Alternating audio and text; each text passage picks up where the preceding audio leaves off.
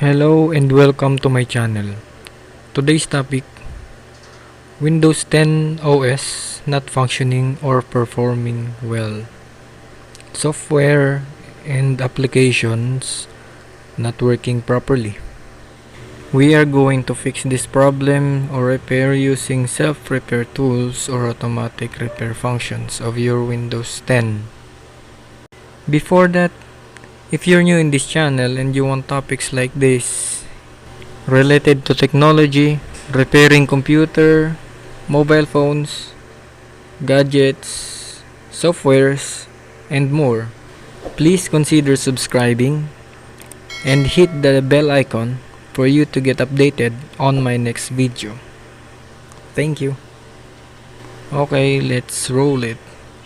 And now on your keyboard, tap in the window key or start, then settings.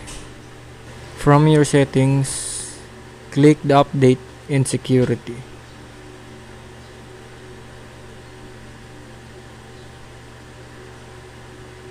Here it is.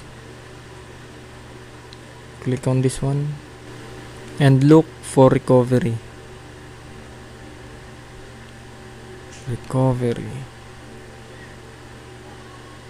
Here, and click restart or restart now.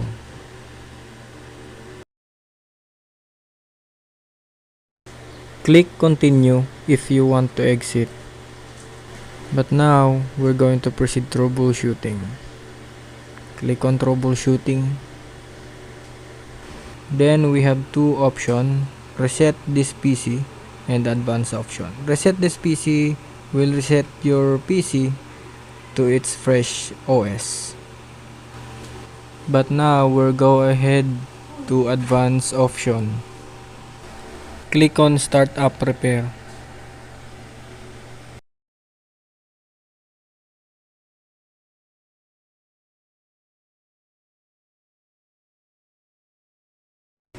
And now select user and input your password if you does have. But this user doesn't have password, so just click on continue. Then wait a few minutes. And if this one appear, click on advanced option again. Troubleshooting and advanced option, and this time click on command prompt and type in this command.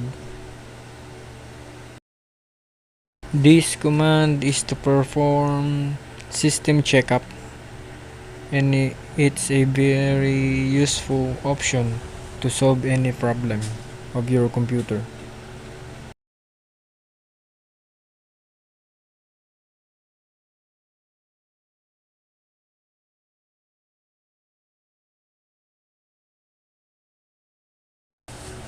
And now if all the process doesn't work, try to back to the first step, then go to